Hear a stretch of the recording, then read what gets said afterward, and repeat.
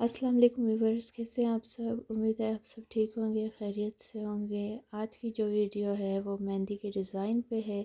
आप सबको जैसे पता होगा कि ईद आने वाली है और सारी गर्ल्स जो हैं वो मेहंदी के डिज़ाइंस की तलाश में होती हैं कि उनकी मेहंदी सबसे प्यारी लगे।